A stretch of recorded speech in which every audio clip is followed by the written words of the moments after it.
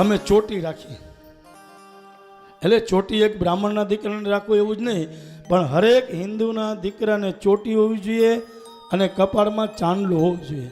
આ હિન્દુના દીકરાની ઓળખાણ છે.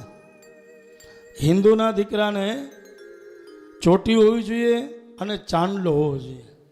આપણા ગુજરાતીમાં કહેવત છે, જેટલો મોટો ચાંદલો એનું નવખંડમાં લીલો. આ એટલા મોટા અમે કરીએ છીએ.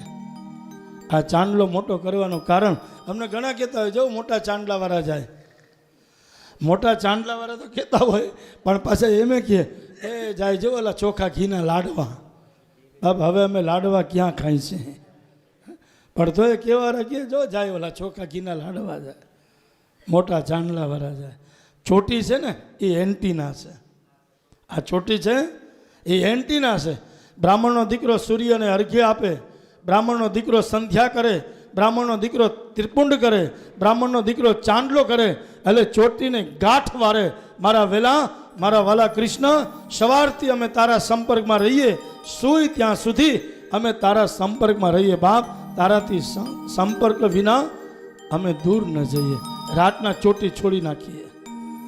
સવારની જે ગાંઠ વાયરી હોય ને એને રાતના છોડી નાખીએ, એને છૂટી મૂકીએ. આ એનો સંપર્ક છે. ઘણી વાર તમે કોઈને મોબાઈલ લગાવો તો નથી આવતું, સંપર્ક ક્ષેત્ર से બહાર હે. ઘણી વાર એવું આવે ને, અમે જરાક દૂર જાય એટલે અમને સાવધાન કરે, ધ્યાન રાખજો, સંપર્કથી દૂર નહીં જતા, નહીં તો નેટવર્ક કટિંગ થઈ જશે, પકડાશે નહીં.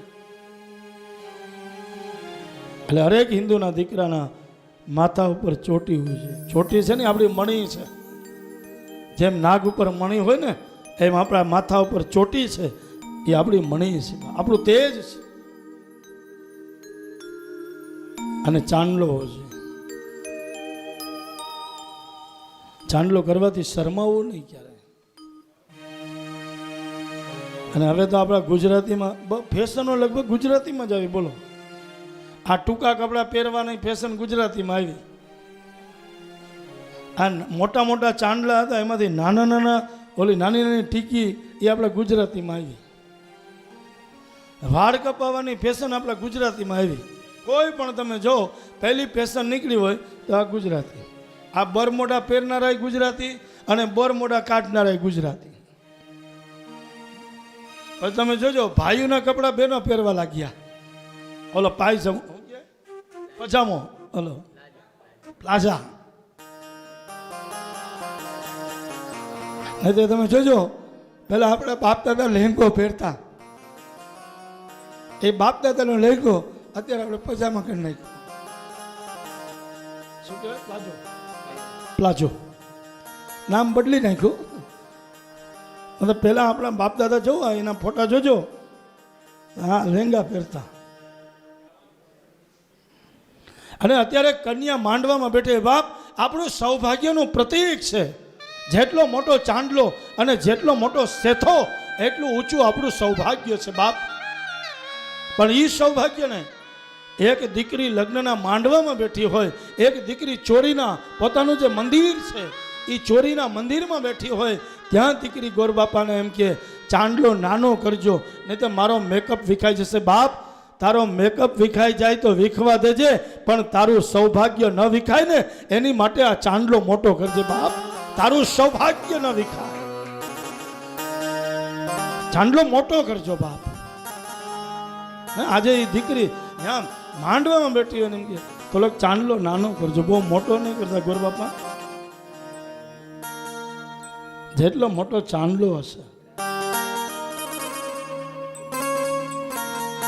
અને એટલું આપણું સૌભાગ્ય ઉત્તમ હશે. પહેલાના સમયમાં તમે જોજો, ચોટીલા કે ક્યાંય જતા ને તો કંકુની ડબ્બી લાવતા અને એ ઘોડીને જે ચાંદલો કરતા ને 15 દિવસ સુધી વિખાતો નહીં બાપ. કારણ કે મા ચામુંડાના આશીર્વાદ રહેતા. અને હવે ઓલી પ્લાસ્ટિકના આવ્યા, એમાં આપણે કોઈક રસ્તામાં બેનપણી મળે, તાર ચાંદલો ક્યાં તો ક્યાંક પડ્યો હશે તો કે કાંઈ ચિંતા નહીં કર, મારા પાકીટમાં છે, આ શિલ્પાના ચાંદલા છે એટલે લગાવી લે. કોઈના ચાંદલે જિંદગી નીકળે બાપ? હાલે આ લગાવી લે. ઘણાની જગ્યાએ તમે જાય તો કે તમારા ભાઈ ગરમ બહુ શાસ્ત્રીજી, ક્યાંક નંગ ભંગ આપો ને પહેરે તો નંગ ભંગ ક્યાંક પહેરે તો સ્વભાવ થોડોક એનો ઠંડો થાય. બહુ ગરમ છે. પછી બાથરૂમમાં પગ ધોવા જાય ત્યારે ખબર પડે ગીઝર ઉપર ચાંદલો છૂટો હોય, પછી ગરમે જ હોય ને.